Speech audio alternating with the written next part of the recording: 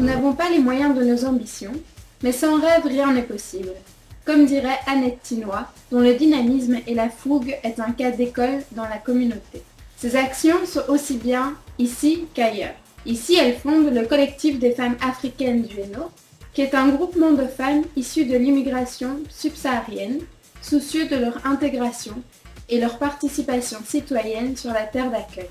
Au sein de cette association, Madame Tinois veut marquer une présence forte dans la dynamique de l'interculturalité et crée en 2008 le festival Africulture, qui est une sorte de totem de la culture africaine. Grâce à sa détermination, cet événement a pris au fil des ans de l'ampleur et est devenu un rendez-vous culturel annuel incontournable au regard de la semaine de la Journée de la femme en mars. Africulture représente pour nous une sorte de totem de la culture africaine, dont la plupart des membres du collectif des femmes africaines du Hainaut sont originaires. Nous avons voulu, par ce concept, manifester une participation citoyenne active et surtout témoigner à notre terre d'accueil une certaine reconnaissance et une présence forte dans la dynamique de la diversité culturelle.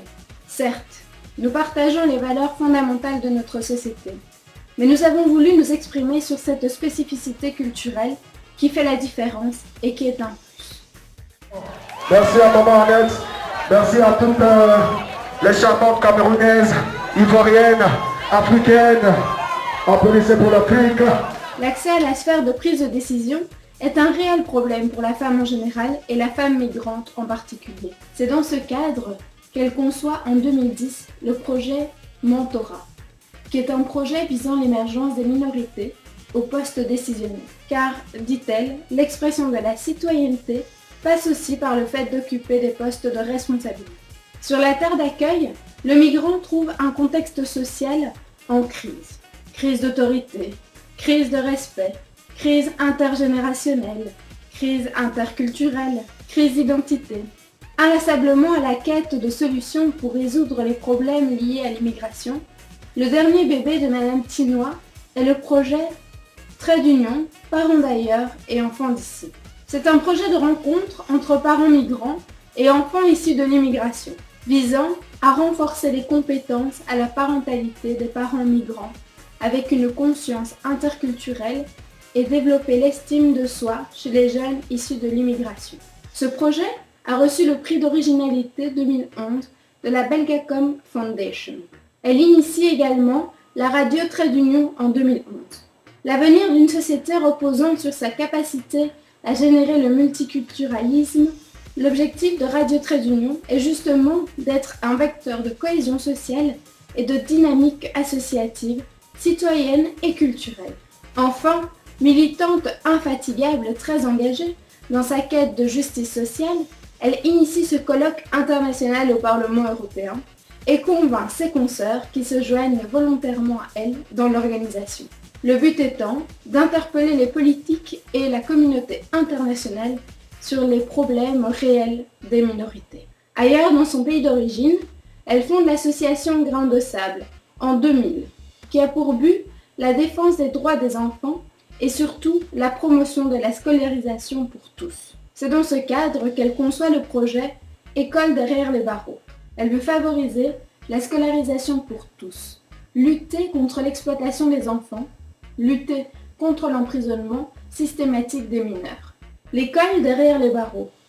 Même si l'idée de solidarité Grain de Sable a été initiée par une personne, elle est comme tous les grands idéaux portés aujourd'hui par un groupe de personnes qui mettent leur action en commun pour faire avancer la cause humaine, axée sur la promotion du droit à la scolarisation pour tous et l'implication de la femme dans le développement.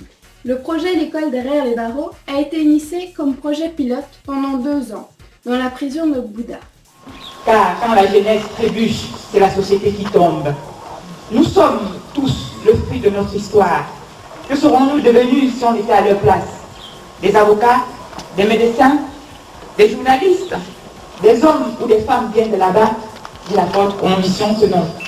Nous sommes devenus ce que nous sommes parce qu'on était dans un environnement social et surtout familial favorable, c'est-à-dire avec un minimum de 3 repas garantis par jour, un suivi constant et beaucoup d'affection. À la rentrée scolaire, en 2010-2011, Ce projet a été régionalisé en 9 prisons de la région de l'ouest du Cameroun. Bafoussam, Baganté, Bafang, Bazou, Fumban, Fumbot, Tchang, Mantom, Bouddha. Voici quelques étapes de réalisation. L'aménagement d'un espace qui servira de salle de classe dans chaque prison, l'équipement de la salle de classe.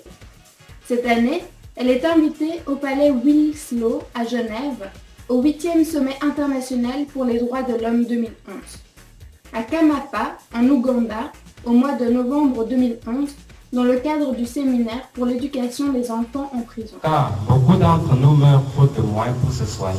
Je serais très satisfait que l'année prochaine, moi, je puisse sortir de cette prison avec un probatoire ou un baccalauréat. Et ceci va aussi à l'endroit de tous mes frères détenus qui sont blessés. Merci